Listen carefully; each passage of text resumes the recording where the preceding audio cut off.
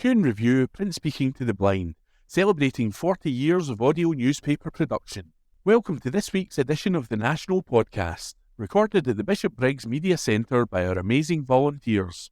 You can get in touch with us via Facebook, Twitter or Instagram using @Q&A Review, that is @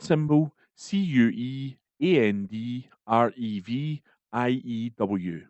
You can also contact us directly by emailing information@qnreview.com. That is INFORMATION @CUEANDREVIEW.com, or by calling 0141 772 3976. That's 0141 772 3976. This is from the National on Friday the 31st of May 2024, from the news section. Jobs lost as Scottish firm in administration after 41 years.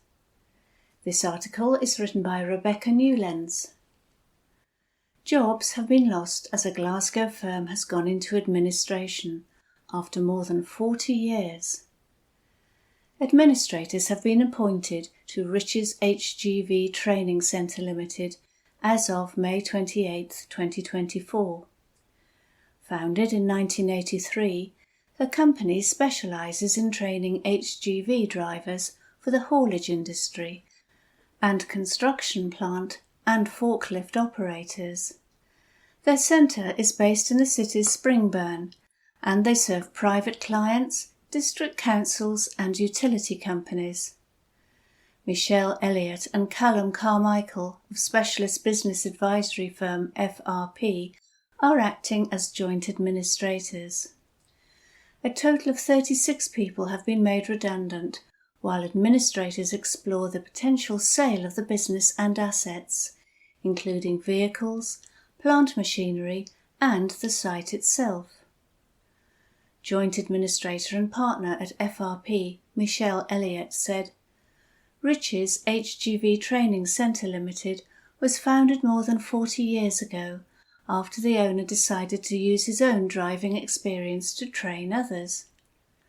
Unfortunately, due to the ongoing downturn of the construction sector and struggling to recover post-pandemic, the company was no longer able to meet its financial obligations. After the directors exhausted all other options, they took the difficult decision to put the company into administration. We're now focused on helping impacted staff access support from the Redundancy Payment Service and are working with support agency such as PACE while we market the assets of the business for sale." That article was written by Rebecca Newlands. This is from the National on Friday the 31st of May 2024, from the news section. Scottish Greens. John Swinney must halt grants for Israel-linked firms. This article is written by Hamish Morrison. John Swinney has been urged to immediately halt government grants from going to companies complicit in West Bank settlements. Scottish Greens co-leader Patrick Harvie said it was shocking and inexplicable public money was supporting arms companies the UN had deemed were complicit in Israeli settlements in Palestine. He demanded the Scottish Government consider its devolved responsibilities in relation to Israel's genocidal action against Palestine. Speaking at First Minister's Questions on Thursday, Swinney said he would need a firm legal basis to halt Scottish enterprise grants from going to companies the UN had said were complicit in Israel's illegal occupation of the West Bank. It comes after it was revealed earlier this month that Raytheon, BAE Systems and Leonardo had all received grants from Scottish enterprise, despite concerns about their links with Israel. All three companies make components, planes or bombs for the Israeli Defence Forces. Harvey said that despite past assurances from former First Minister Humza Yousaf that no companies profiting from Israel's bombardment of Gaza should receive public money, the Scottish Government has not yet taken this action to ban companies on the UN's list of complicit companies from receiving grants. He called for grants to be halted immediately. Swinney replied, "I will look carefully at the points that Mr. Harvey has raised about any support for companies that are involved in this activity. Our enterprise agencies have appropriate safeguards in place to ensure that any funding provided is used only for the specific purpose for which it is intended." I suspect in Mr. Harvey's question, he wants me to extend that beyond that protection, and on that matter I would have to take great care to ensure we had a legal justification before so doing. But Harvey said the First Minister was not yet providing clarity on what the Scottish Government should do within its powers. He added, "The First Minister is right that they do not support the production of munitions with those grants, but that simply isn't enough. If you contribute to building a bigger bomb factory, you don't get to say that you haven't funded the production of the bombs." And even since October the 7th, Raytheon, BAE Systems and Leonardo have all received eye-watering sums from the Scottish Government's agency Scottish Enterprise. Swinney replied, "I don't think the analogy that he strikes about the construction of a weapons factory is a particularly fair analogy of the support that we put in place, but I will go away and look at that carefully. The point I was essentially raising in my earlier answer is that there will be a legal basis for us applying safeguards in relation to the issuing of grants, but we have to have a legal basis for saying why, on other issues not related to the Israel-Gaza conflict, that we would have a basis for not providing a grant. And that's not me being pedantic, that's just simply the legal basis on which the government got to act, and we have to always act within the law. I have to take the views of the law officers deadly seriously in the actions that we take. Scottish Enterprise has previously said it does not provide support for the development of munitions or weaponry. It said money given to the firms in question was unrelated to the deeply distressing situation in the Middle East. It has also said its due diligence human checks are robust. Leonardo, BAE Systems and Raytheon were approached for comment. That article was written by Hamish Morrison. This is from The National on Friday the 31st of May 2024 from the Culture section. Scottish Island Hotel named as the country's top romantic spa break. This article is written by Adam Robertson. The most romantic spa break in Scotland has been named in a new list, with the hotel the only place in the country to feature on the UK-wide list. The Daily Telegraph has published a list of Britain's most romantic spa breaks, and the Isle of Erisca Hotel is the only Scottish destination to feature. Ratings were issued by a team of expert reviewers who spent at least one night at every hotel, tried at least one meal, and trialled any other experiences which might have been on offer. Situated on the island of Erisca, at the entrance to Loch Crerran on Scotland's west coast, and features 34 bedrooms and suites in total, as well as 2 restaurants and luxury spa. It also features a heated swimming pool, a fully equipped gym, a sauna and a steam room. Overall, the Telegraph gave the hotel a rating of 8 out of 10 and gave particular praise for its Ishka and Espa spa treatments, as well as its sophisticated dining options. The newspaper said, "Treat your loved one to a night or two in one of the Scottish baronial mansion's luxurious spa suites. Set on a private island, accessible by a bridge, amid glorious scenery in the West Highlands, these rooms have their own hot tubs and private gardens. They really push the experience up there as one of Scotland's top luxury spa breaks for couples. That article was written by Adam Robertson.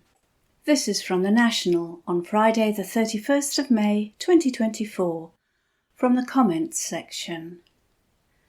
The difference between the SNP and other parties must be exploited. This article is written by Professor Richard Murphy. Are you bored yet? As questions about this election go, that seems to be the most obvious to ask. That's because the Tories seem intent on turning this election into a fiasco.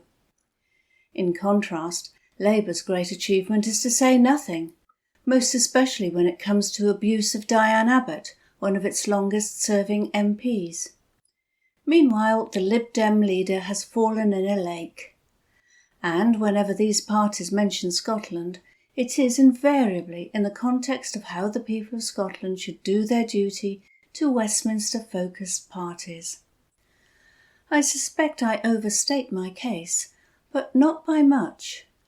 So far this election is boring, and that's also, by and large, true of the genuinely Scottish campaigns. Everything I see, read and hear so far says that nothing anyone has yet had to say about any aspect of the campaign, in or out of Scotland, is of any great significance.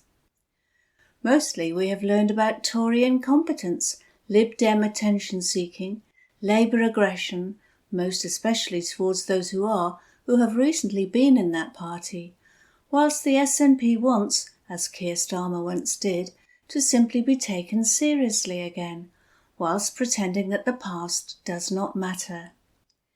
It is therefore to be hoped that this election might still come alive. It would be even better if something really relevant to Scotland comes out of it, apart from arguments on election debates. But what if it does not?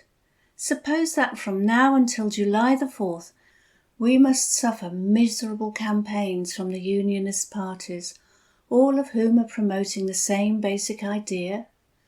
That idea is that politics cannot provide an answer to any known question, because consumer choice is the only thing they think that matters in life. And what each of these parties now believes is that whatever it is that the government offers, it does not involve consumer choice. As a result, every one of these politicians believes that their job is to offer less government. That is precisely why their offerings are, without exception, so uninspiring. In contrast, for all their own neoliberal failings, the SNP do reflect a belief in community that still exists in Scotland, but which is increasingly noticeable by its absence in England in particular. The result is that the SNP have a story to sell, even if the unionist independence line is ignored. The commitment to the community that they have gives them the chance to talk about how they have promoted social goals, in a way that sets them apart from the English-orientated parties that are their main competitors. I suggest that it is this difference that can stop this election being boring. The varying attitudes towards child poverty exemplify this difference and how it can be exploited. The Tories introduced the two-child benefit cap in England that has pushed 1 million children and their families into poverty. Labour are saying they cannot find the £1.8 billion required to relieve this poverty, although some very simple changes to the taxation of wealth would let them do so with ease. The Lib Dems say they will get rid of the cap, but so what? They have no chance of actually putting into effect any policy that they propose at this election, so small is the chance of a hung parliament. And then there are the SNP, who pioneered the baby box idea, and have also, since COVID, made additional payments to families in Scotland to support the most vulnerable children. Their policy on child poverty is distinct, decidedly different, and even daring when the resources made available to them by Westminster are constrained. They have proved that they can actually deliver a policy to tackle child poverty when others are not even showing an inclination to try. The difference in approach is significant and important. I should add it is almost unknown about outside Scotland, which is a fact that the other parties might be relying on. There is, however, no reason for people in Scotland to not know about it. That gives the SNP the chance to exploit their success with this policy as evidence that the division between them and the Unionist parties is much more significant than the simple issue of independence would suggest. The evidence that this policy approach provides is that the SNP still believe in the power of government to deliver benefit for the people of the country. Simultaneously, it is apparent that the English parties contesting this election do not believe this. They, instead, seem to believe that government is a burden to be suffered mainly by the well-off. If the SNP do not exploit this fundamental difference in approach towards the whole issue of governing and on the role of the government, then it is making a serious tactical mistake in this election campaign. They have to make clear that if the people of Scotland want to vote for a party that actually believe they can make a change, they have only one option available to them, and there is nothing boring about that. That article was written by Professor Richard Murphy. This is from The National on Monday, 3rd June 2024. From the Politics section. Alex Cole-Hamilton squirms on BBC over independence question. By Ross Hunter. Alec Cole-Hamilton was left squirming after being asked if Scotland had a democratic route to gaining independence from the UK. During an appearance on BBC Scotland's Sunday show, the Scottish Lib Dem leader boldly claimed that voters don't care about independence. It came after presenter Martin Geisler quizzed Cole-Hamilton about whether the UK remained a voluntary union if there was no clear route to Scotland gaining independence. Is this a voluntary union that we're in at the moment? Asked Geisler. Of course it's a voluntary union, replied Cole-Hamilton. Geisler then asked what the democratic route out of the UK was. The reason I've not talked about independence is because literally nobody on the doorsteps is talking to me about it, said the Lib Dem leader. They don't care. Geisler then pointed out that polls show around 50% of Scots being consistently in favour of independence and pressed Cole-Hamilton for an answer. He said, really important question, really simple question. If we are not being held in this union against our will, what is the democratic exit route? Cole-Hamilton said, we don't believe there should be a second referendum, and ultimately, though, this is a voluntary union. It's not that there's no way out. It's not salient to people right now. People want to talk about getting access to a GP at the first time of asking, or NHS dentists in their locality, taking sewage out of our rivers and lifting up Scottish education to where it used to be. Growing frustrated with Cole-Hamilton avoiding the question, Geisler said, you're not answering my question at all. I'm trying to give you space to answer it, but you're just refusing to answer it. What is the democratic route out of this voluntary union? Cole-Hamilton then claimed it would be arrogant for unionist parties to detail exactly how Scotland would exit the union. He said, I'm not going to sort of hypothecate a written constitution that doesn't exist in terms. I mean, part of it would be quite arrogant for a political party to say Britain needs a constitution, and here you are, guys, here's one we made earlier. I think we need to do all of that in consultation with the people that send us to Parliament. Geisler replied, that's a problem, isn't it? You haven't answered the question. Cole Hamilton then accused Geisler of fighting the general election of 2019 all over again. Geisler said he was simply trying to get a straight answer. That article was by Ross Hunter. This is from The National on Monday, 3rd June 2024, from the News section. Jet2 airline launches new ski route schedule from Scottish airports, by Adam Robertson. An airline and holiday company has unveiled a new ski route schedule for next year. Jet2 announced details of its latest programme from Edinburgh and Glasgow airports and promised to offer customers a fantastic choice of flights to the best ski destinations in Europe. Next winter, the airline will operate flights to 5 top ski destinations, including Chambly, Geneva, Salzburg, Innsbruck and Turin from Edinburgh Airport, while services to Geneva will be on sale from Glasgow Airport. The firm said it gives skiers and snowboarders in Scotland direct access to the French, Austrian, Swiss and Italian Alps, as well as to the Tyrolean mountains for the winter 2025 to 26. It said it is already experiencing strong demand and has responded by putting its ski programme on sale early. A wide selection of ski services are available from December 2025 and will operate throughout the winter season.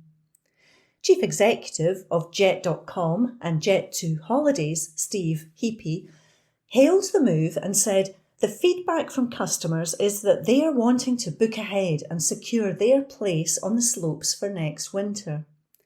We're always listening to our customers and responding to what they're telling us, so have put a fantastic ski programme on sale for winter 25-26 from Edinburgh and Glasgow airports.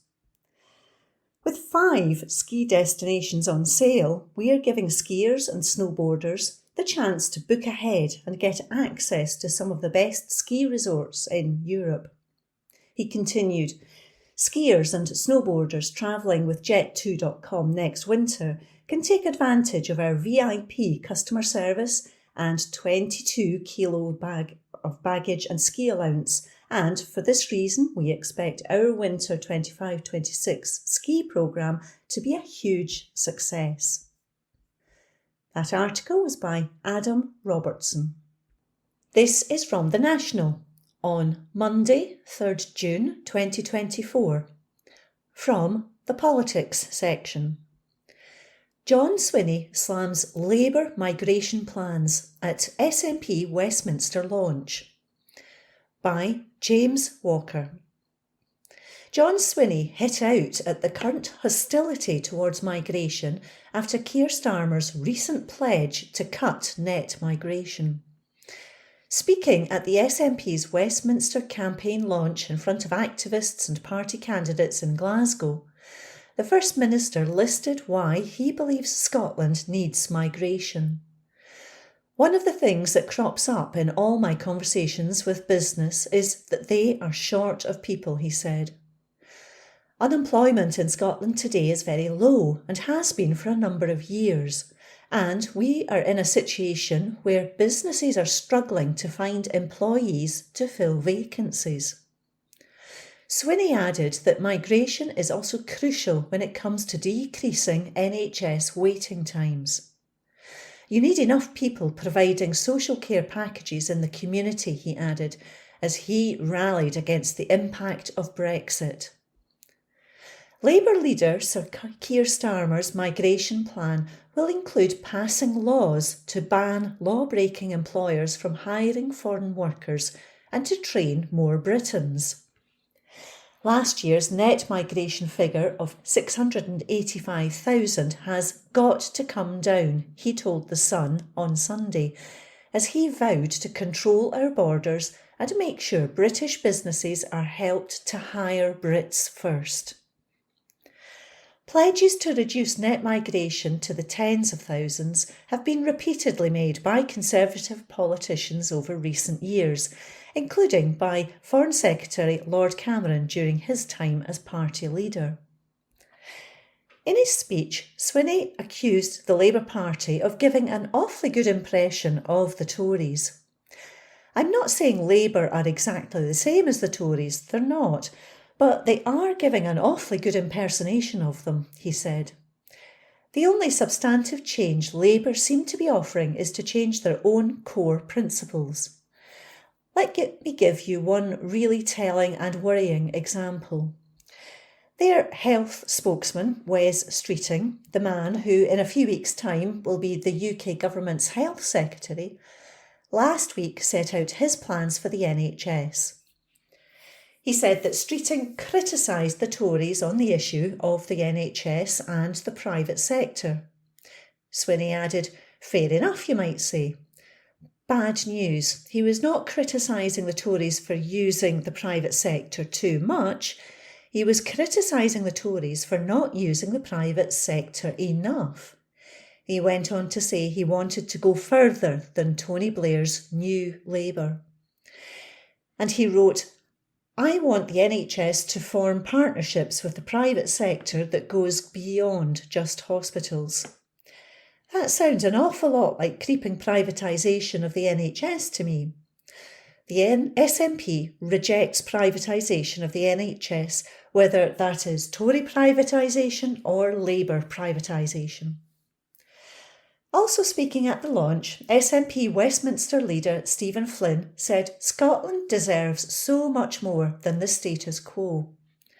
Flynn said his party had provided the baby box, lifted 100,000 children out of poverty, provided young people with free public transport and a nationalised rail service. He added, what we have in Westminster is a status quo. It's a desire, as Keir Starmer says, for stability. I'll tell you what stability means. It means £18 billion worth of cuts to our public services. It means no access to the European market for more than 5 million people. He decried privatisation of the NHS and said the people of Scotland should have the democratic right to choose their own future. He said, we deserve so much more. Scotland deserves so much more, and that is all why all of us on this stage and all of you in this room are for Scotland. It's why we always put Scotland's interests first. We believe in better. We believe in a nation where we can invest in our future.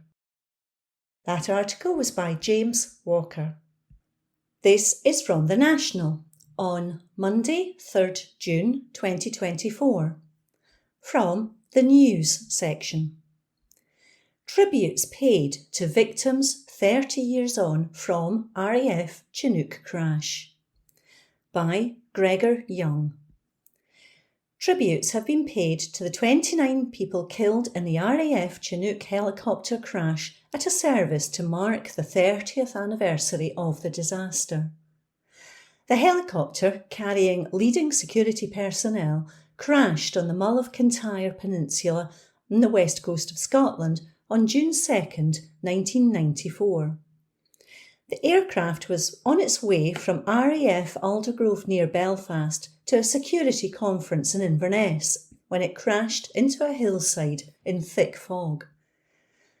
Family, friends and colleagues of the 29 people who died on June 2nd, 1994 gathered at Southend Parish Church on Sunday, where a service to honour their memory was held at 12:30 p.m. The Reverend Roddy McNider, who was the parish minister at the time of the crash, delivered the sermon and described the 25 passengers and 4 crew who died as extraordinary people who were selflessly devoted to duty in the service of their country. Addressing the congregation, he said, "Our service this early afternoon continues our promise that we care. This church is here for you and your families and loved ones to remember, to honour their memory and their service, to bring the gift of encouragement sensitively and graciously, and to hold fast the standards and principles they represented. We wish to say lovingly that in our hearts and prayers and those of the General Assembly of the Church of Scotland reaffirmed when it met in the 3rd week of May this year, we will not forget. The service was organised by Reverend Stephen Sass, Minister of the Kintyre Parishes, with the support of Reverend Colin Bell, Senior Chaplain to the 38th Irish Brigade, part of the British Army. The incident in 1994 was the worst RAF peacetime disaster, and the reasons for the crash remain unclear. The pilots, Flight Lieutenants Jonathan Tapper and Richard Cook, were initially accused of gross negligence over the crash. But a review of the incident in 2011 found the pilots should not have been blamed. A special act of remembrance is being held at a memorial cairn at the crash site on Sunday afternoon. McNider said, "The beautiful and lovingly built cairn that stands on the Mull in remembrance of the great sadness of the 2nd of June 1994 honours loved ones named there, their families and friends. Each name inscribed on this cairn, and which shines out every time the sun reflects upon it, calls us to remember the unique person whose name is written there, and to acknowledge our memories, experiences and encounters with them, along with the hopes of what might have been over these 30 years and years still to come." McNider said many people from the local community in Argyll and Bute, including lighthouse keepers and their wives, the local GP and local members of the Coast Guard, were involved in responding to the crash. He said, "The police, ambulance and fire brigade attended from Campbelltown, with support personnel responding from many other places, both within Argyll and from further afield," he added. Support and compassionate care was provided both in the immediacy of the accident and in the many months to follow to the families and relatives of those who died, and also to their colleagues. The response from the local parish was unconditional and continues to this day, as does the compassion of the General Assembly of the Church of Scotland. That article was by Gregor Young. From the National, Tuesday, the 4th of June, from the comment section, "Axe the council tax and bring in double by making rich pay." Article by trade union organiser for the Scottish Socialist Party, Richie Venton. Think about the song Imagine, as John Lennon might have written it today. Imagine no austerity, no cuts or closures too. For Scotland's councils, it isn't hard to do. You may say I'm a dreamer, but I'm not the only one. But this is not a dream. It's time politicians woke up to accept there is absolutely no excuse for the butchery to communities and workforces that are busily carrying out in the 6th richest economy on earth. Brand new figures in Scottish incomes prove the alternative advocated by the Scottish Socialist Party since their formation in 1998 would literally double the funding for our local authorities. It would obliterate every excuse for every single cut to local services, jobs, community facilities or increased service charges. And it would guarantee an additional £2 billion to expand services and improve lives nationwide. Not a dream, a very concrete, immediate reality. We're talking here about just one string of the SSP's bow when it comes to redistribution of wealth from the rich to the rest of us.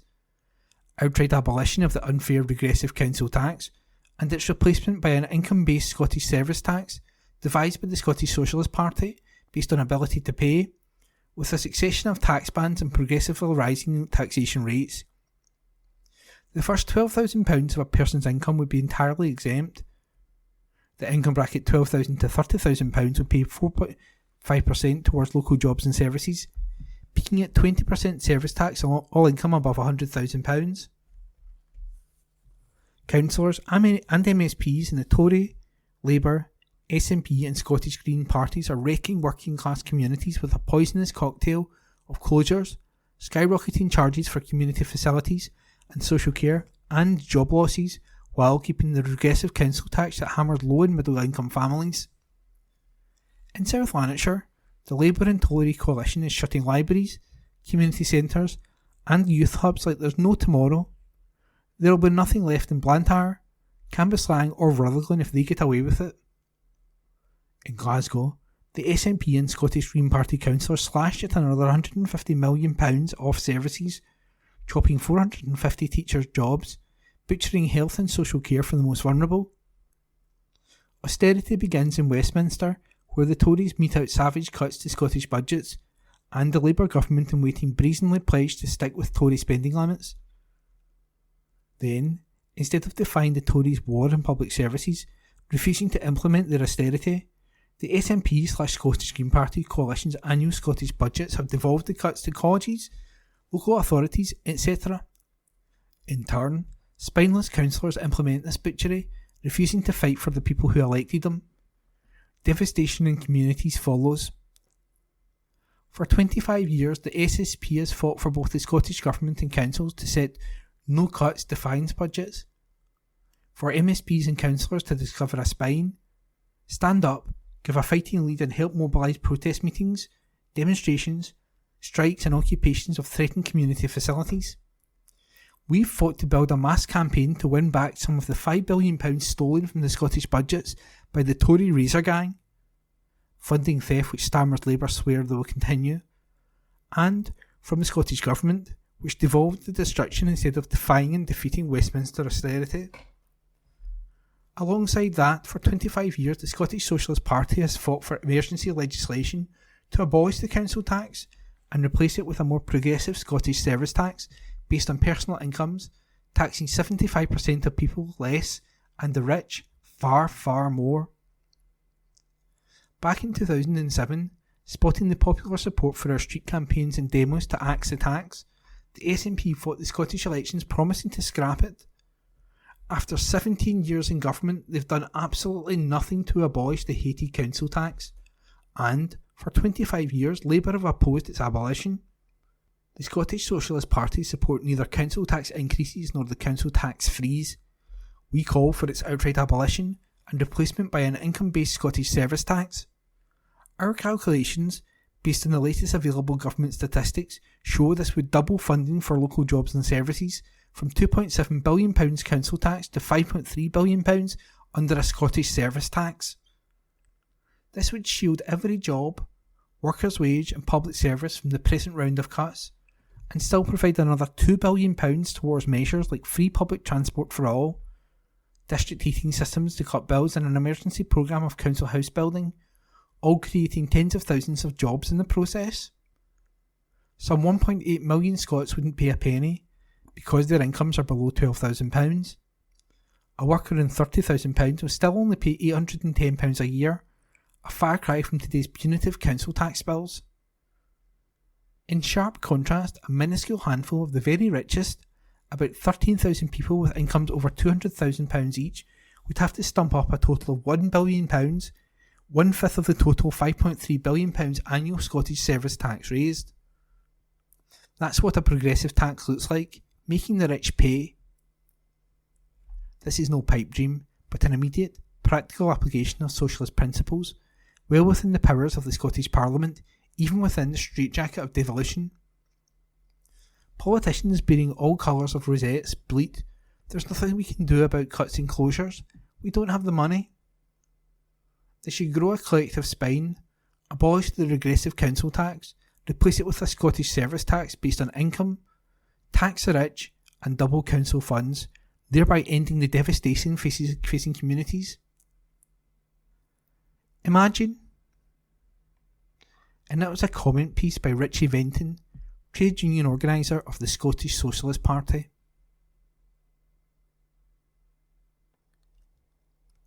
From the National, Tuesday the 4th of June, from the comment section. Steph Payton, voters will always come last under first past the post. By columnist Steph Payton. When Lord Peter Cruda spoke during the Conservative Democratic Organisation conference at Bournemouth International Centre in Bournemouth last year, his address provided a harrowing insight into the minds of the British political class. In laying out his stall to the gathered grassroots Tories, This close ally of Boris Johnson alleged that a Labour victory at the next general election would spell doom for the future of the Tory party. If Labour win a big majority at the next election, he opined, they will reduce the voting age to 16, they will abolish voter ID, and will introduce proportional representation, making it almost impossible for the Conservative Party to win an outright majority in the future. We will become a country of coalition governments, and outright governments will be a thing of the past. The core of his message, it seems, was that an electoral system that empowers people to vote freely and fairly is an inherent threat to the future Conservative government, that given a choice out with the imposed constraints of Westminster's archaic and undemocratic first-past-the-post system, the public would reject the tired two-party system. What kind of mandate do the Conservatives believe they have to govern when, by their own admission, it is power that can only be maintained by mangling the democratic process? Westminster's electoral system does not encourage people to vote with hope beyond the hope of the least worst option winning. It forces us not to pick a candidate with good policies or politics, but to find one that actually has a chance of winning and who will likely do the least damage, all while navigating the various roadblocks and diversions set up by the government to disenfranchise those likely to vote for their opponents, namely young people and students. The game is rigged. That much is clear when the government explicitly rules out the use of student ID as a passable form of identification for voting, while a bus pass for those over the age of 60 will suffice. The Tories' haunted hat stand, Jacob Rees-Mogg, has acknowledged as much, stating that those who are attempting to gerrymander elections end up finding that their clever schemes come back to bite them, as I dare say we found by insisting on voter ID for elections. The contempt for young voters that radiates from UK parliamentary parties is one that they will carry with them into the voting booths next month, assuming that they can even get past the front door with whatever ID they have in possession. As with many Western institutions with an assumption of superiority, the cracks are showing. The response to the genocide in Gaza has fundamentally eroded its claims to moral leadership, while the supposed mother of parliaments in London is infected by a disdain for democracy that sees parties oppose a fairer system because they know that what is good for the voting public is bad for dominance of the political scene. So we enter an election where the tantalising prospect of a severely diminished Tory party is somewhat undercut by the prospect of a Labour government more aligned with Margaret Thatcher's worldview than Keir Hardie's, and, for all of Cruda's warning of electoral reform, should Labour win the next election, Starmer's party is still wary of meaningful electoral reform, despite the membership supporting it. Though, as a serial flip-flopper, even if he did voice support for fixing a broken electoral system, it would mean less than nothing to me until the moment it actually, if ever, happened. Instead, Labour activists seem more focused on shaming those sceptical of Starmer's meagre offerings and support for genocidal regimes in the Middle East, lambasting that opposing them is providing a route back in for the Conservatives. It is that entitlement to power which has left many wondering if this is really the best the political class has to offer. Well, yes.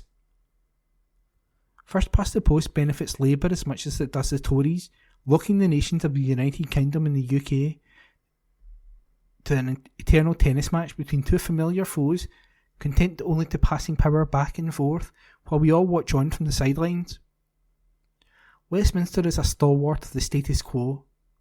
It does not change and, in turn, demands we do not change against it. And without a carrot with which to lead, the Conservatives only have the stick to offer, concocted national service schemes that play to an audience that hates young people, and crackdowns on free expressions and the right to protest. The democratic deficit is, to me, still one of the most compelling arguments for Scottish independence, and the current general election is a perfect example of why. There is no hope in the future of British politics as it stands, and, until there is a change to a system of proportional representation, we are condemned to remain watching from the sidelines as the embedded parties busy themselves with only the drive to win, to attract corporate sponsors, and to disenfranchise and shame any who pose a threat to their hegemonic rule. And that was a comment piece by Steph Payton.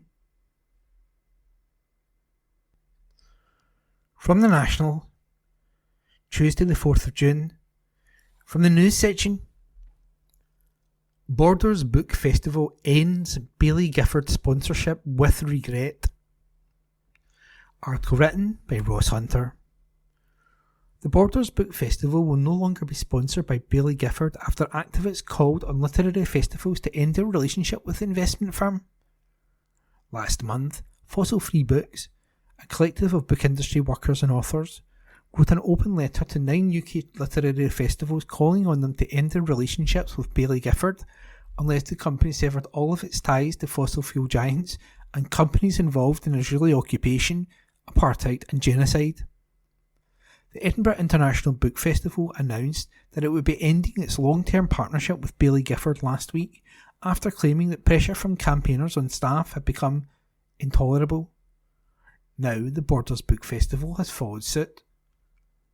A statement released by festival bosses said, "The directors have announced that after 2024, the Borders Book Festival will no longer be sponsored by Baillie Gifford, following protests around their sponsorship of this and other book festivals.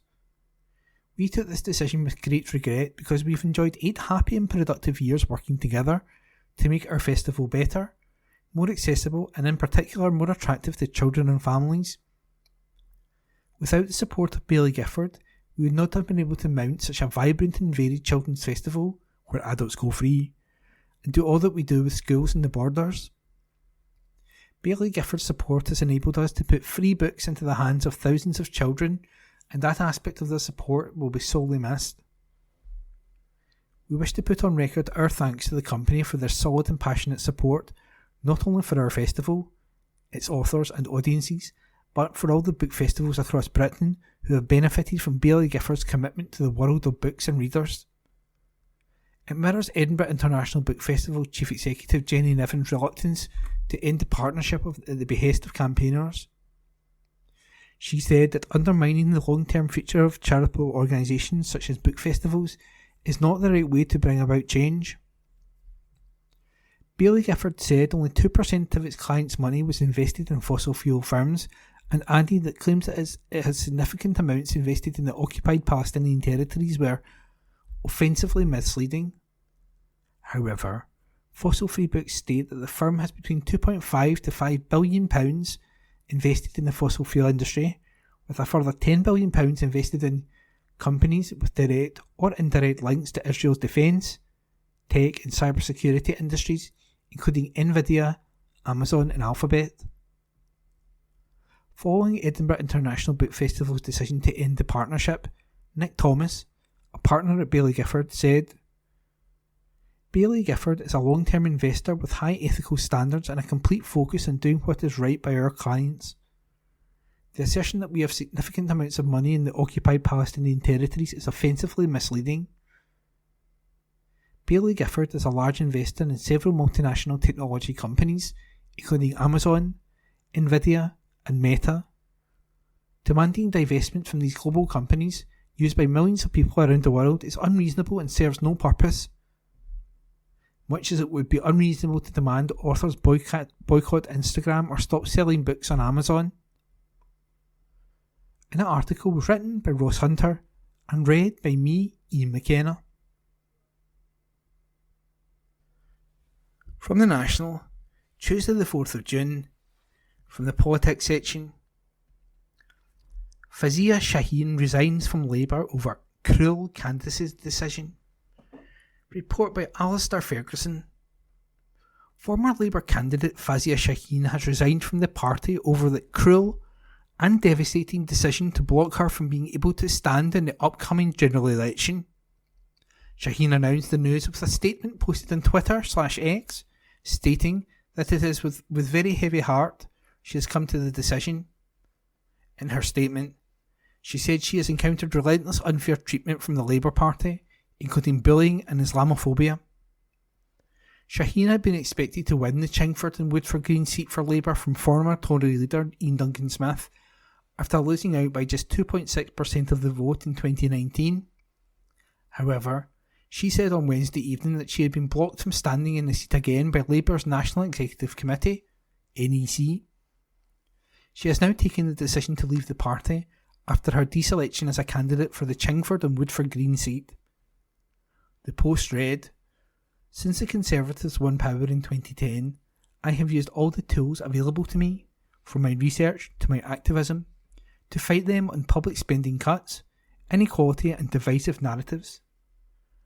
That is why to leave the Labour Party now, on the cusp of finally seeing the Tories out of government at a time when I should be celebrating, is crushing. Shaheen went on to say, being removed as a candidate has been cruel and devastating, especially after local voters and party members have placed so much faith in me. They later added, I cannot, in all conscience, continue to contribute to a party that seems to think so little of people like me and have moved so far away from my values. She has already said she is considering running as an independent in the constituency and that she will make a further announcement about her next steps tomorrow. The professor at the London School of Economics International Inequalities Institute's resignation follows the news last week when she said she would be taking legal action against Labour over her deselection. The Labour Party banned her from being a candidate due to liking a series of social media posts on Twitter/X that allegedly downplayed anti-Semitism accusations. Last Thursday, Shaheen said, this campaign of prejudice, bullying and spiteful behaviour has finally been rewarded by Labour's NEC, and my name has been added to the list of those not welcome in the candidate club. And it is no surprise that many of those excluded are people of colour. She added, I have come to the inescapable conclusion that Labour, far from being a broad church encompassing different views, has an ingrained culture of bullying, a palpable problem with black and brown people, and thinks nothing of dragging a person's good name through the mud in pursuit of a factional agenda, with no thought of the impact on committee members' mental health and well-being. Shaheen had also appeared on Newsnight just an hour after her hearing. Her candidacy had been blocked. At the time, she expressed she was in a state of shock and had offered an apology to her supporters. She also said she did not remember liking the post in question. The Labour Party had been approached for comment. And the article was written by Alistair Ferguson. From the National, Tuesday the 4th of June, from the news section. Scottish boxer Andrew Tam dies after motorbike crash. Article by Adam Robertson. A Scottish boxer has died in hospital 3 days after being injured in a motorbike crash. Andrew Tam, known as Andy, was riding a Kawasaki motorcycle when it was involved in a crash with a Hyundai Tucson car in Cumbernauld, North Lanarkshire on Thursday. The crash happened on the B8039 near Lindsay Mill Road at around 6:50 p.m. Emergency services attended and Mr. Tam was taken to the Queen Elizabeth University Hospital in Glasgow, but he died on Sunday. The boxer, from Cumbernauld, was named Scottish Featherweight Champion in 2023. Police Sergeant Gemma Blackadder said, Our thoughts are very much with Andrew's family and friends at what must be a very difficult time for them. Inquiries into the full circumstances of this crash continue. If you believe you have information that will assist our inquiries, or if you have any dashcam footage, please contact 101 quoting incident number 3307 of May the 30th. And the article was written by Adam Robertson. The National, recorded on Wednesday, 5th of June 2024. The Culture section. Exclusive interview. Elaine C. Smith talks child catcher role in Chitty Chitty Bang Bang by Adam Robertson, multimedia journalist. Elaine C. Smith is the first to admit that even she used to be a little bit scared by her latest role. I was about 10 when Chitty Chitty Bang Bang came out, and I loved the music, but I did find it quite terrifying, the actress told The National. Known for her comedic turns in the likes of Rab C. Nesbitt and Two Doors Down, Smith has now taken on the role of the child catcher in the latest version of the classic book and film. Looking back, she says that although counting herself as a fan of the original, she distinctly remembers it appealing more to boys than girls. I've noticed in audiences coming that a lot of men really enjoy it and saying it was their favourite film, but that's not to stereotype. I was more about Doris Day and Calamity Jane. The latest production is playing a number of dates across various cities in Scotland, including Glasgow, Aberdeen and Inverness, with tickets available here.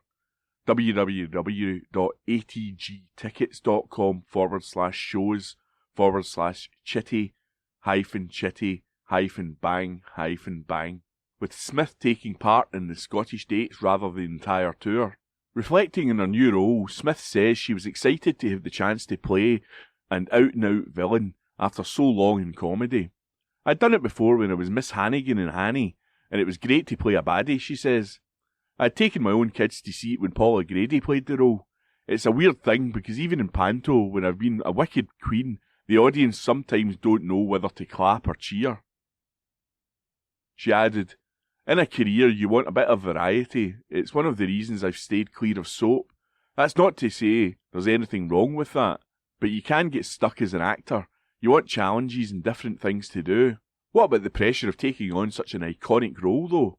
The film is beloved by so many, with Australian actor Robert Helpman putting in a memorable turn as the character in the 1968 film. While some actors might be wary of taking inspiration from previous takes on the role for fear of feeling pressure, Smith went in the opposite direction.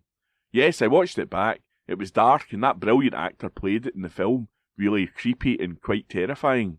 Loads of people say it frightened them as kids, but you also remember the lighter stuff, all about the flying car and the relationship with his dad and kids. It's interesting now researching it because the book was written by Ian Fleming, but Roald Dahl had a lot to do with the screenplay, which accounts for the darkness in it. In spite of that darkness though, the story clearly has an enduring appeal, and Smith points to one moment in particular that stands out. When the car flies, Smith says, I got quite tearful because I was watching a production of it and the orchestra started playing and the audience was clapping along. That joy is something the actress believes audiences have been particularly keen on following the end of the COVID-19 pandemic. Having not been able to gather, people want a bit of joy and laughter and all those things, just that bit of familiarity. There's so many lovely moments throughout, but you really can't top that car flying on stage. It's just nostalgia. With a cost of living crisis as well, theatre tickets are so expensive, so if you're going to take your family to something, you want to be sure of what you're getting. By Adam Robertson. The National, recorded on Tuesday, 4th of June 2024. The Culture Section. Review, Jane's Addiction Review, Barrowland's Gig and Year Homecoming, by Che Woodman. Before the stylistic early 90s rock fad of sonic lumberjack plaid took hold, a home turf band swam deep in their Los Angeles back garden, breathing in moonlit beaches and neon-signed late-night carnage before trying to change the world. Almost single-handedly responsible for guiding the fiercest of hair metal offenders to jump on a spandex bonfire of their own making, including Kiss Light Motley Crue, who had by then permanently turned everything up to 11. They arrived armed with the coolest and heaviest sounds, mixing up Joy Division, Led Zeppelin and Bad Brains, naturally adding their own musical potions and dark cabaret. Purveyors of a newer version of a much fresher rock sound and poised to be stadium-level huge, kicking their self-made door wide open, with Nirvana and Nine Inch Nails quickly overtaking faded and ripped-sleeved Guns N' Roses tees at gigs. But Jane's Addiction decided to hit the exit sign in 1991, leaving behind two unshakable alt-rock album monoliths, Nothing Shocking and Ritual de la Habitual. A London gig a few days before appeared to be a fun, appreciative gathering, but every non-Scottish band knows that if you give a Glasgow crowd respect and energy, you've got them for life. This was to be nothing short of a near homecoming that some had waited 33 years for since their last visit to the Barras. This reviewer was there, and that time gap was quickly wiped away from the opening slow build of Eric Avery's bass intro for Up the Beach. Well, it's easy to forget that Avery had taken a decade-long JA sabbatical, resisting the temptation to rejoin, and instead picked up the bass gig for Garbage. During that time, his old band released some great albums, although any material from Strays and The Great Escape remain absent from the setlist. Yet despite rarely reaching these shores, we had to wait until this tour, along with drummer Stephen Perkins, to get a rhythm section that glides into absolute mystical chemistry. We're thrown only one new song, Imminent Redemption, snake-like and drum-heavy, and not too far from their sound and ritual. Dave Navarro punches out blasts of guitar and ocean sighs while displaying his usual trademark coolness, and being easily among the greats such as the late Geordie Walker from Killing Joke and Jimmy Page's Dragon Trousers. Perkins is having an utter flailing limb party, from large-scale festivals to small venues like the long-gone Network in Edinburgh back in 1990. He remains as ever a punk rock drum machine, and tonight he's draped in the town's own Asia Records shirt and a kilt. The stage floodlights are raised after stop to signal a lack of an encore. The bar's audience is not happy. Within seconds the band return. You guys just won't let us leave. And then they're storming their way through Mountain Song and a tune so epic that it could give Axl Rose nightmares 3 days.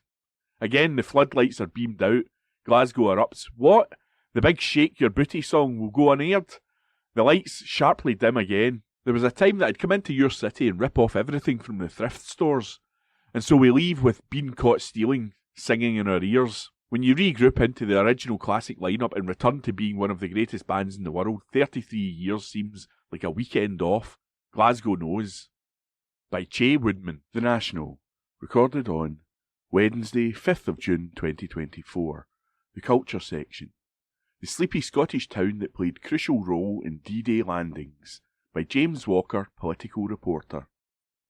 Situated in a quiet stretch of coastline in Dumfries and Galloway, the peaceful village of Garliston does not look like a place that played a crucial role in the Second World War. For anyone arriving in the village, the road sign proclaiming Garliston, the birthplace of the Mulberry Harbour, 1943, gives a hint of the important part it played in the Normandy landings. For it was here that the pierhead and floating roadways used to unload troops, vehicles and stores were developed in the year leading up to D-Day on June 6, 1944. The idea for the Mulberry Harbours came after the disastrous Allied raid on the German-occupied French port of Dieppe in 1942, during which more than 3,500 of those who landed were killed, wounded or captured. The Allies realised that if they could not capture a French port, they would have to build their own, and the idea of the portable Mulberry Harbours was born. As plans for D-Day progressed, part of Garliston Harbour and nearby Rig Bay and Cairn Head in Dumfries and Galloway were used to test prototype roadways, with the military arriving to requisition areas in May 1943. Garliston resident Roy Taylor, who was involved in publishing the book A Harbour Goes to War, believed the area was chosen because it was off the radar and conditions were similar to the French coast. He said, "It was a long way from anywhere, and also because the tidal range was very similar and the beach conditions were very similar to those in Normandy. The tidal range is about 24 feet here, so that was a good analogue for what was going to be encountered over in Normandy. I think there was surprise among local people, but acceptance because people understood that it was part of the war effort, and clearly, if they had chosen Garliston as location, then there must have been an element of secrecy required.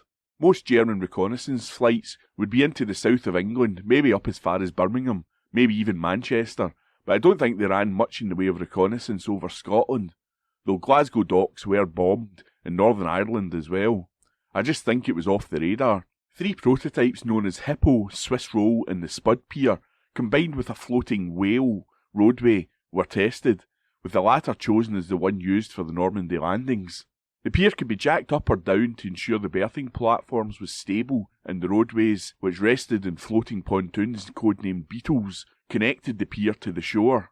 To shelter the ships and roadways, huge breakwaters were constructed to form harbours off the French coast, with one known as Mulberry A for the Americans established at Omaha Beach, and Mulberry B built at Sword Beach, near Arromanches, for the British and Canadians. The different sections of the harbours were taken across the English Channel and assembled in the days following D-Day. Taylor said the harbours played a pivotal role in the Normandy landings, as they helped maintain supply lines. He said, "We could have landed troops and tanks, but as people learn repeatedly through history, your army is only as good as the supply lines behind it, and that was really what Mulberry delivered. It was a conveyor belt of ships just coming along and disgorging stores and tanks and troops. I think they were pivotal to keeping supply lines going after the D-Day invasion, and also for evacuating the wounded as well." While Mulberry A was destroyed in a severe storm that began in June 19, 1944, Mulberry B survived, and over the course of 10 months, more than 2 million men, 500,000 vehicles, and 4 million tons of supplies were landed. Taylor said the part Garliston played in the construction of the Mulberry Harbours has a legacy in the village, where people are proud of that role it played in history. An exhibition open from Friday to Sunday in the village hall tells of the story of the Mulberry Harbours, and a parade is due to take place in Garliston on June 6 to mark the 80th anniversary of D-Day. by James Walker.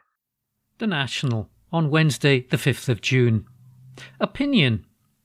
Political parties of all colours need to be a lot more professional.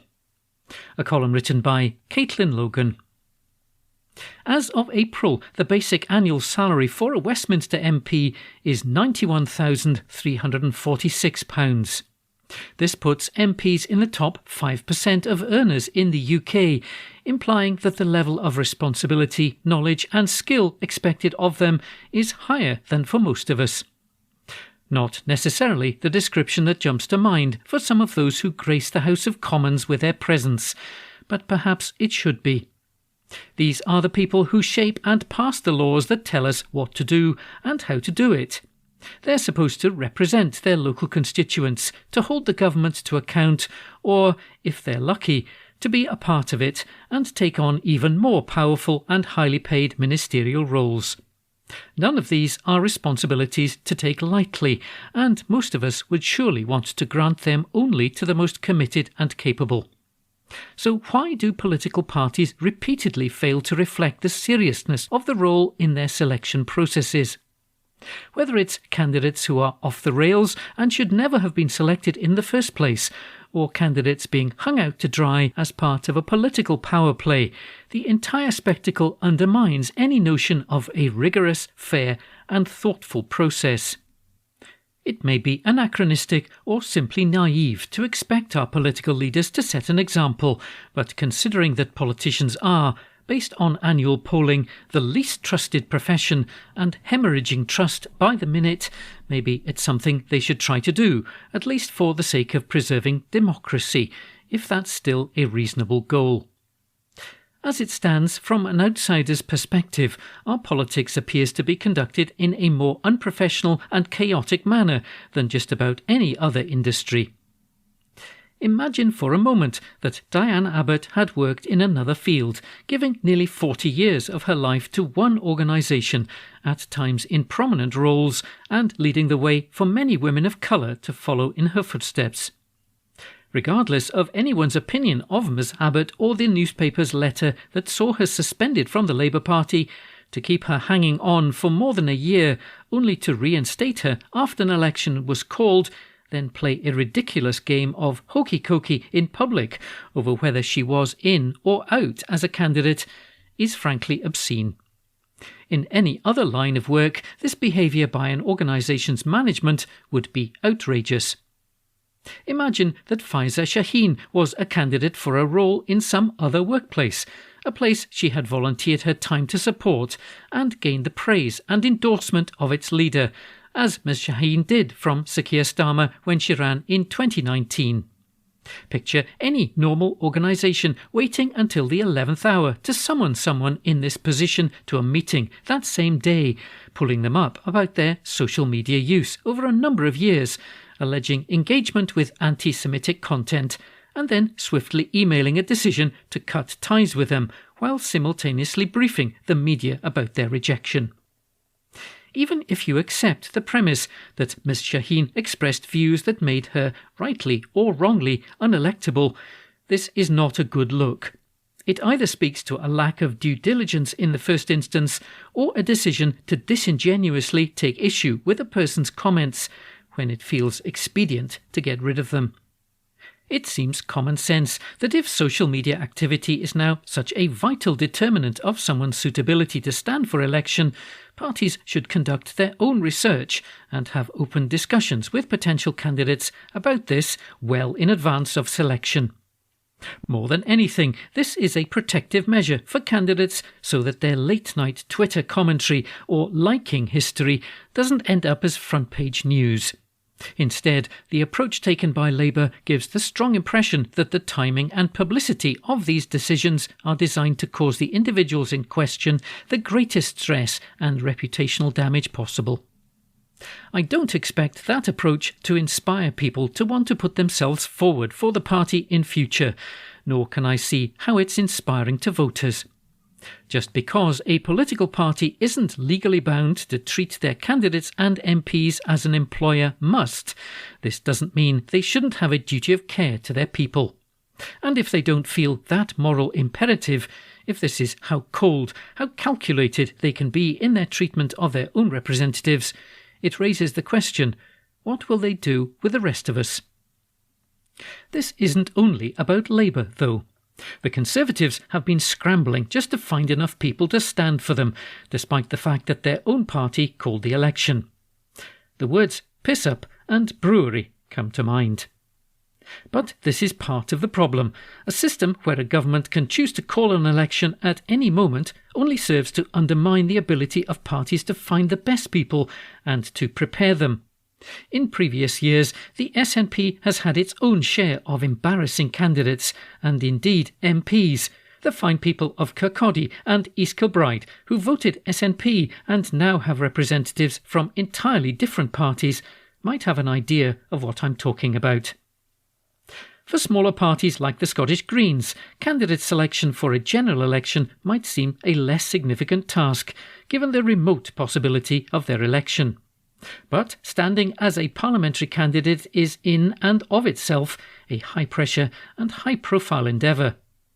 Thus, the Greens have found themselves in their own deselection drama this year because of a candidate's choice remarks about author J.K. Rowling. The now dumped candidate, who is a trans woman, had been engaging high-profile gender-critical individuals on the subject of trans rights on X, formerly known as Twitter, which is a perilous activity at the best of times. It struck me as disappointing that a party which speaks so strongly about the advancement of the rights of marginalised groups would throw a trans person into an undeniably vulnerable position without providing sufficient training, support and advice to ensure that they were equipped to handle the campaign process and everything that might come with it. Parties might be able to wash their hands of people and pretend like it never happened, but I expect that for the individuals involved, the reverberations of these media storms will be felt for much longer. Across political parties, claims of seeking to improve diversity are common. But the barriers which keep underrepresented groups out of politics can't be broken down by last-minute efforts to tick the boxes. It's a much longer process which requires support and skills development so that people feel confident to step forward and run for office. Given the way that some prospective candidates have been treated during this election cycle, it's no wonder more people don't want to stand. And considering the cavalier attitude with which some parties seem willing to select and deselect candidates for one of the most important jobs in the country, it's going to be a long road back before voters' trust in our political system can be rebuilt.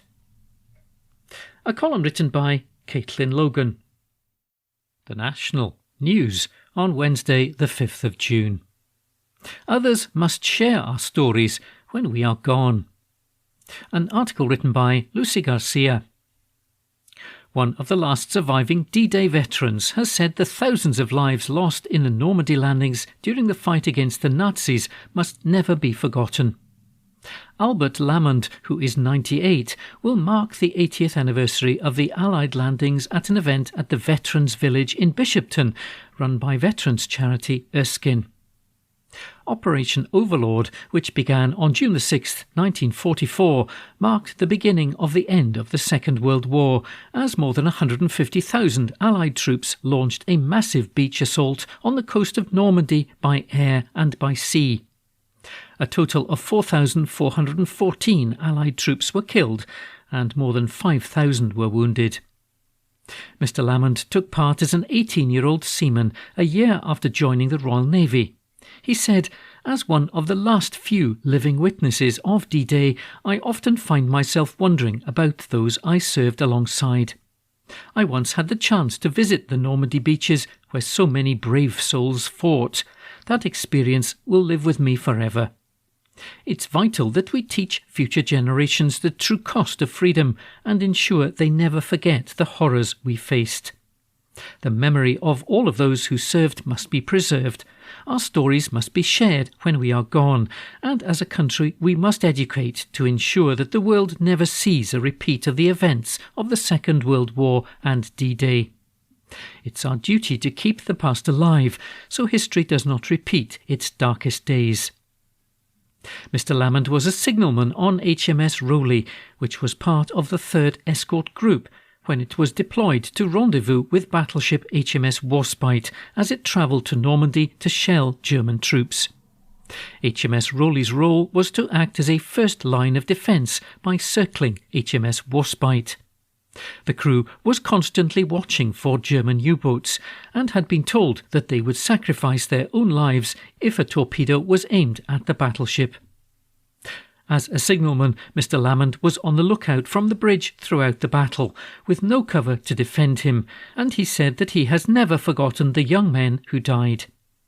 He said, "We went up the Normandy coast when I was on the frigate the HMS Rowley. The battleship Warspite's mission was to soften up all the Normandy coast by shelling the Nazis, but it was our duty to protect it. We were constantly getting fired at. The noise was like an express train flying right over your head. It was terrifying. We were expected to put our lives on the line." Our captain said, "If we see a torpedo going to hit the battleship the Warspite, we'll nip in and take the torpedo." We were simply there to defend others. The importance of the mission wasn't lost on us. We knew what we were getting ourselves into. It was horrible. It lives with you forever. It has never gotten easier. There were hundreds of men going ashore. I can still see them. They went from the sea onto the beach, and I saw them disembarking.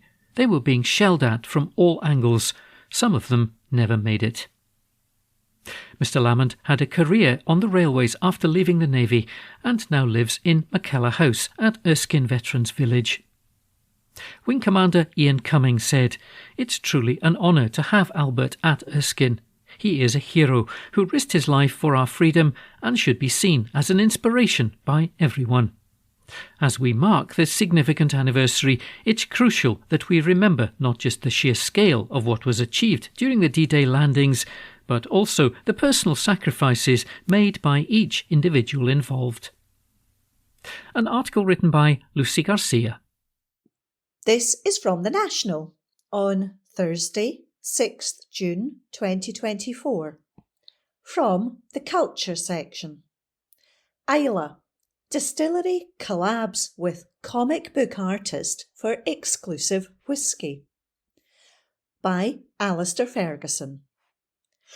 A whisky distillery has teamed up with an American comic book artist to launch an exclusive graphic novel alongside a limited run of their new single malt. Ardbeg Distillery, which is located on the stunning shoreline of Islay, has released its latest single malt named Ardbeg The Abyss. To celebrate the launch of their new tipple, the whisky firm has collaborated with American comic book artist Trad Moore to release a graphic novel which is available exclusively with The Abyss's 400 numbered bottles. The whisky is named after the whirlpool that lies to the north of Ardbeg. Legend has it that Viking Prince Brecon is said to have anchored his ship for 3 nights and days to win the hand of the Lord of the Isles' daughter at Ardbeg. The graphic novel, Planet Ardbeg, is a story about a prince who travels through space and time to emerge reborn on another planet and was inspired by the tale of the Viking prince and the whirlpool. The 34-year-old whisky is a re-emergence of a fan favourite from 2008 called Ardbeg Corryvreckan, as The Abyss is from a limited few casks of the original run which was stored away. For anyone looking to buy a bottle of the limited run, it will set you back a cool £21,250. Dr. Bill Lumsden, Ardbeg's Director of Whisky Creation, says the powerful taste of the Ardbeg Corryvreckan was a big hit back in 2008, and the distillery is excited to bring it back in its new form. He said, Ardbeg, the Abyss, is the stuff of Ardbegian legend. Formed from this rare heart of the original, sought-after 2008 limited release of Corryvreckan, This 34-year-old whisky has been transported by time into a new world of flavour. Held in a tiny handful of those rare, heavily toasted French oak casks, its 400 bottles contain mysterious depths of toasted marshmallows, dark chocolate, pecan nuts and leather, a rare taste of an Ardbeg icon revived and reimagined. To celebrate Ardbeg Corryvrecken's role in the distillery's history, 1,000 limited edition bottles of the core range Ardbeg Corryvrecken are also to be released, featuring a label design by Moore. 4 individual designs will be available, with each one taken from a frame featured in the Abyss's graphic novel.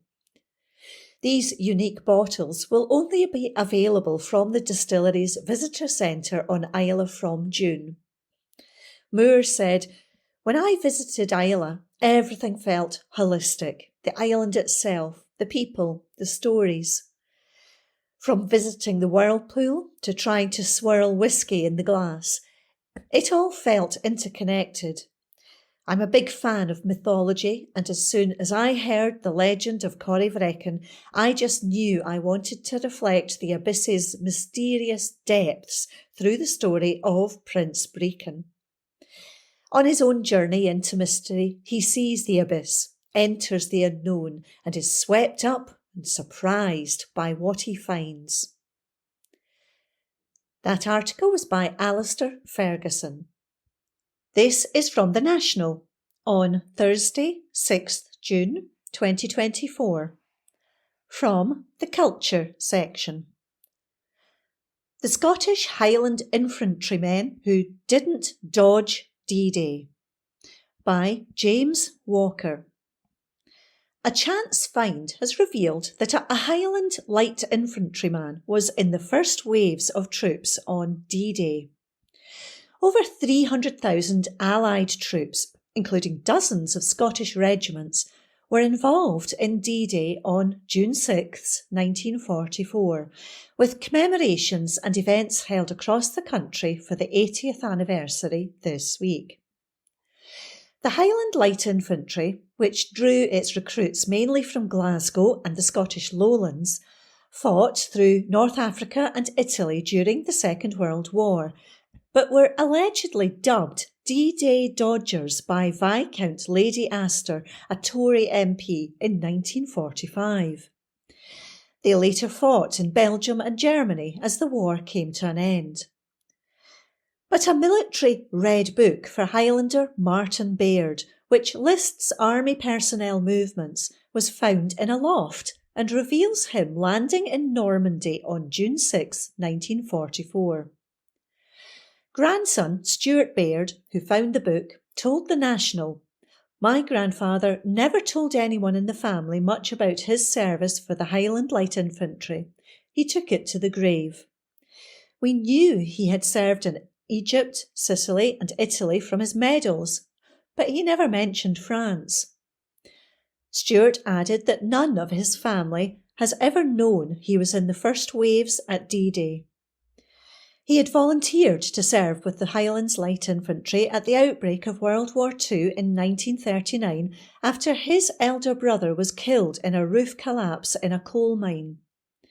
When I saw D-Day on his records, it listed his service but also recorded a transfer to the Royal Armoured Corps. The family knew he served with tank regiments with the Highlanders in North Africa. The Red Book also revealed he was back in England by July 4th, less than a month later, after he was machine-gunned in Normandy and later treated at a military hospital in Birmingham. It doesn't give details of his role, although he had been a tank driver previously and was an experienced driver, according to military notes.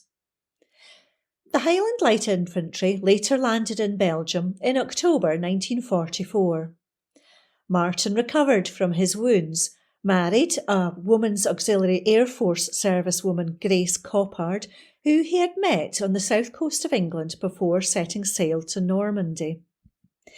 They settled in Yorkshire, where he worked in the coal mining industry. They went on to have 6 children, and their son George later joined the army and served in West Germany and Aden or Yemen. Martin died in 1985, aged 67. Like a lot of his generation, he was reluctant to talk about his service, even to those he was closest to. I think he had done his service and wanted to forget and get on with his life, Stewart said. After the war, he would attend Remembrance Day events, but it was said he wouldn't wear his medals. He said that men had died in the pits digging coal for the steel mills in Sheffield and never received any recognition. That article was by James Walker. That concludes this week's edition of the National Podcast. Please remember to subscribe to our channels at Pure Review and tell your friends about our service.